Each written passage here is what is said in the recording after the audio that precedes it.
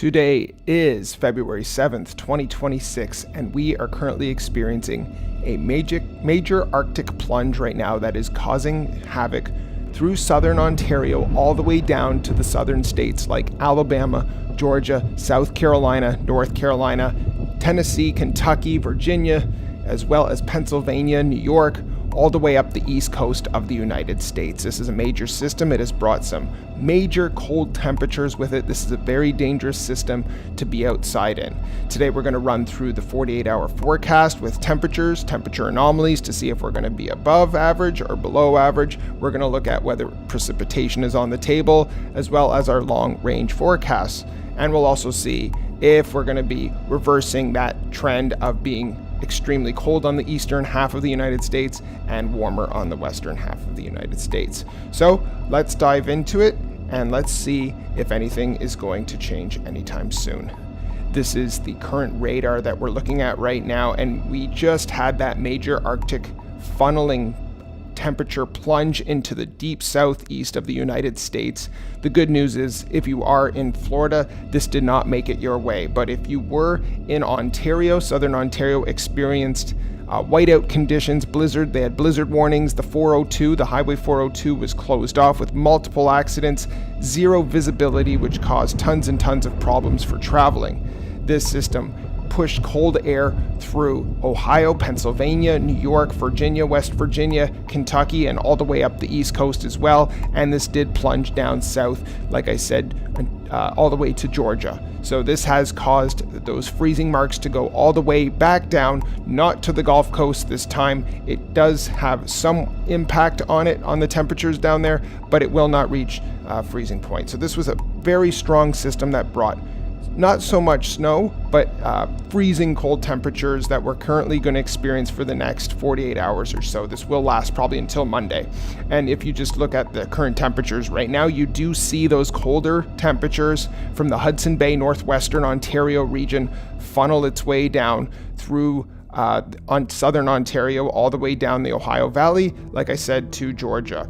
And we have seen a bit of a pushback right now. As you can see, if you look at the state of Texas, the state of New Mexico, the state of Arizona, we are seeing some pushback on some of the cold temperatures that want to push south. So maybe we're seeing a few signs of spring because it is a little bit of heat that is being pushed northward from those southern states from Mexico. So hopefully we are seeing a reversal trend on that. We do have two major sections still that this is what we've been dealing with for the past few weeks on the western half of the country, and the southern portion of the western provinces in Canada have been experiencing double-digit temperatures. When we're talking about degrees Celsius, they've been reaching temperatures as high as 13, 14, and 15 degrees Celsius in Alberta and Saskatchewan. And this is well above average, especially for me being in Canada. When we hear out west, we always think of temperatures that are so cold, but this has been a different type of winter this year, and our temperatures have been much colder just with the funneling of those colder temperatures from upper Canada that have just funneled its way down through the eastern half of North America pretty much, causing us to have much colder temperatures. So we have two major sections going on right now, warmer and colder, which is what we've had for the last few weeks.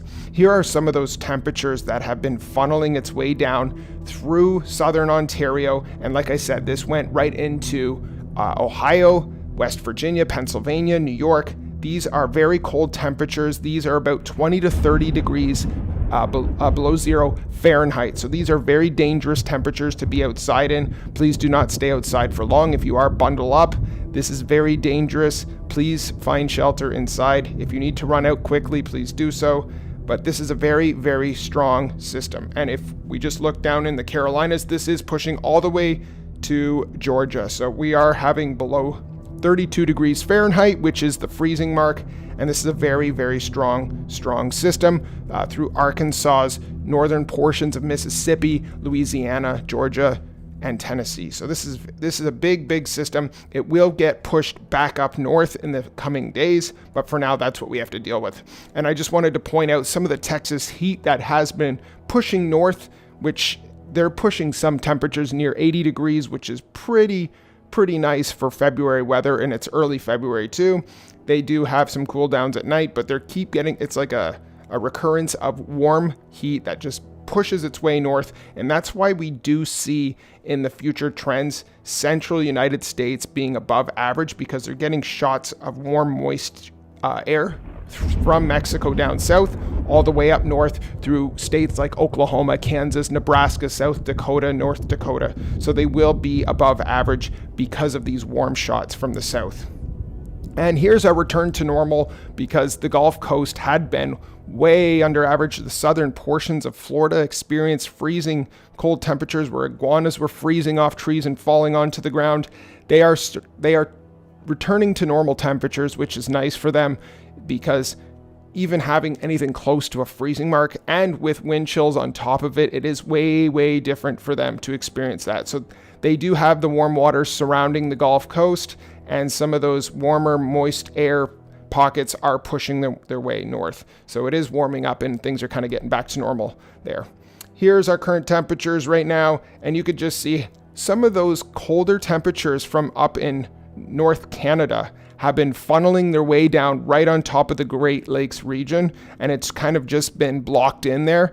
Now we do see some of it funnel out east over the Atlantic, but a majority of it is staying over the Great Lakes region and a little bit southeast, like states like West Virginia, Virginia, North Carolina, South Carolina, Pennsylvania, and New York. Those are your coldest places, and there are some record temperatures that we're looking at because it's so cold. Here are some of the temperature anomalies that are experienced right now in the northeastern United States and southern Ontario. These are degrees lower than what's expected to be average. So there are a few shots of about 40 degrees Fahrenheit below average at this time of year, and we're seeing those numbers in Ohio. Pennsylvania's even getting into some of the action there, and these are really cold temperatures for this time of the year. Southern Ontario is seeing negative 25 degrees Fahrenheit below what's considered average right now at this time of the year. So this is very cold, frigid Arctic air plunging its way south. So this is going to last for a few days, like I said, and I just wanted to show you on the wind chill index here that there is negative 34 degrees Fahrenheit recorded in the Toronto area, which is pretty cold. So please do not stay outside for long, because you can get frostbite in these temperatures if you're exposed to air this cold for not even a long period of time. But this is a major system, and the entire northeast coast and Ontario included, up into Quebec in Canada, is experiencing very cold temperatures. Please be safe, please be careful. Some of the wind gusts that we've experienced yesterday, we had about 60 mile per hour winds recorded in Ontario. There were whiteout conditions on the 402 from the city of Sarnia to London, Ontario, which caused major whiteout conditions with a blizzard warning. So it was visibility was absolutely terrible, which caused tons and tons of accidents. This system has pushed southeast and has pushed out over the Atlantic for the most part, but there are some decent numbers still in North Carolina and Virginia. They're still experiencing about 40 to 45 mile per hour winds, which is about 70 kilometers an hour right now. So there are still some remnants of the system left, and it will take a couple days for this system to move outwards, where we return to normal. As far as the 6 to 10 day probability outlook on their temperatures, like I said, the warmer pushes have been from Texas, central United States, pushing straight up north through Oklahoma, Kansas, Nebraska, South Dakota, and North Dakota. So those states are going to be above average in the next 6 to 10 days. And because of that, we have fluctuations from west to east a little bit on that.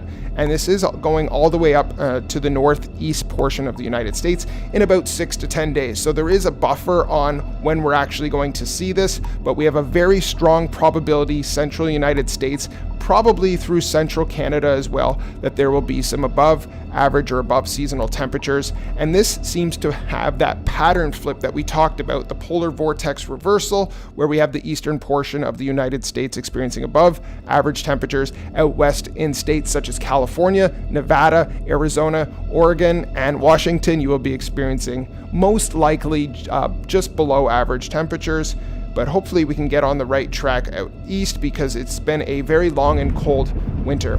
Now, as far as probability of precipitation, the west coast will be taking some active patterns off the west coast of California, so we will probably see a bunch of patterns follow that jet stream all the way from the west coast to the east. We are tracking a few storms that will be coming up, and it looks to potentially hit the Great Lakes area, and we're looking at potential of freezing rain just because the temperatures are going to be hovering around that freezing mark.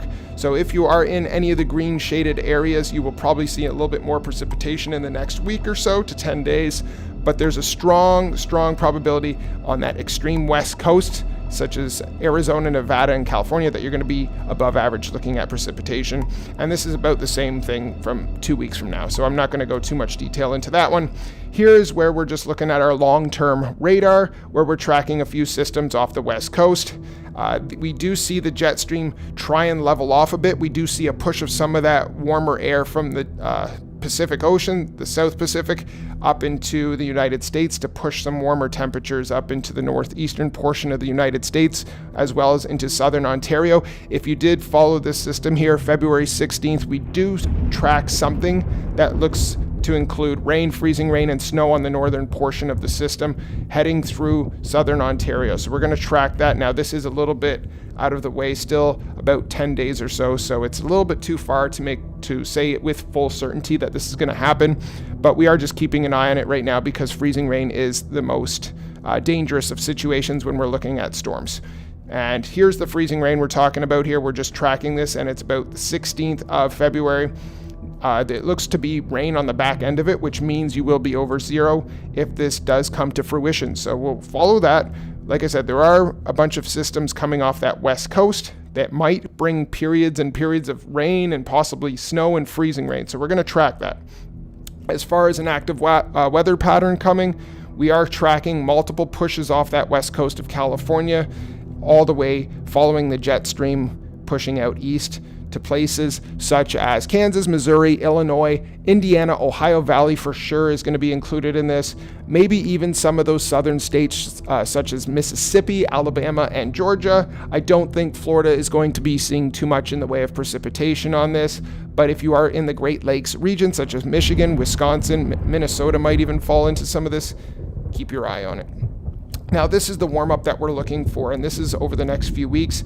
We do see that cold Arctic air funnel out into the Atlantic, and we do see warm, above average temperatures settle in. So we're kind of hoping that's the game plan for the next few weeks. So like I said, we do see a reversal of the past few weeks happen. So there's our potential warm-up that we're looking at.